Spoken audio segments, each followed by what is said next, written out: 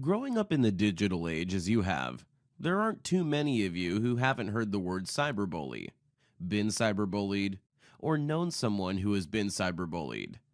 You could say it's an epidemic. Some stories where cyberbullying happened, things worked out. Some are too painful for kids to tell.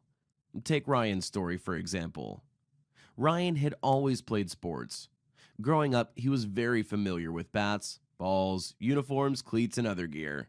Everything it took to be a member of a team.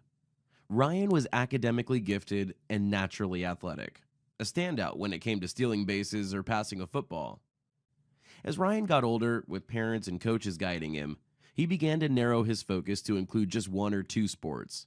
By the time he was in 8th grade, the focus had come down to baseball. With excellent sports training behind him, he easily made the team and was well on his way to making the high school baseball team the next fall. Nick grew up in the same school district boundaries as Ryan, but under very different circumstances. They knew each other, but never played together as young kids, and went very different directions in middle school. Nick was an introvert who, over time, became so isolated from peers and even family that people began to avoid him while others worried about him. Nick's grades were mediocre, and he was gawky and uncoordinated. His parents cared about him, but unfortunately, raising their son was not their priority. No one paid much attention to Nick or his activities at home or school. Circumstances at school, combined with Nick's background and low self-esteem, made Nick an easy target for bullies. Out of frustration and loneliness, Nick began to skip school to avoid the feelings of ridicule and shame brought on by inappropriate remarks made to him in person and on social media. Social media was by far the worst. Some of you watching this video can probably relate. Daily, students posted altered pictures of Nick making awkward faces, nasty comments, repeatedly targeting him with unwanted messages. Nick had no one to turn to. The more time he spent alone, the more anxious and depressed he became, until one day he realized suicidal thoughts were becoming an obsession. He began to research ways to end his life.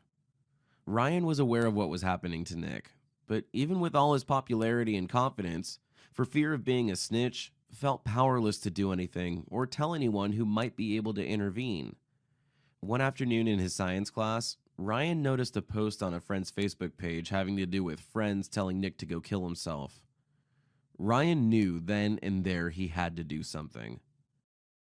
Ryan told his parents and school counselor what was going on with Nick, how students were bullying him at school and cyberbullying him online. He showed them the comments on the Facebook page, and then Ryan did something totally unexpected and out of character. He reached out online and then went to Ryan's house to talk to him.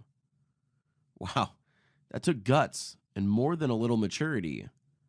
At first, reluctant to let Ryan into his house, Nick scowled when he opened the door and asked if Ryan was there to ridicule him too. Ryan let Nick know that he knew what was going on at school and wanted to help. He took the next step by asking Nick how he would feel about coming with him to the field to play baseball and hang out and to work on a school project together. It took Nick some time to realize Ryan meant what he said. He wanted to help Nick and help others see that bullying and cyberbullying cause harm. It didn't take kids long to see that their behavior had been foolish and dangerous.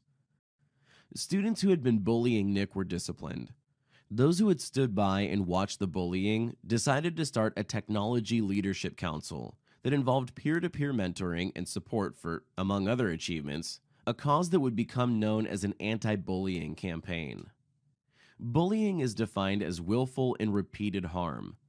Statistics show us over 80% of teens use a cell phone regularly, making it the most popular form of technology and a common medium for cyberbullying. About half of all young people have experienced some form of cyberbullying, and 1 out of 5 kids experience it regularly. Sadly, not all cyberbullying incidents end well. Many end in some form of psychological, emotional, or physical stress. Some end in self-harm or suicide. When it comes to cyberbullying, you can choose to stand up to cyberbullying. Form a technology leadership council and be campus leaders.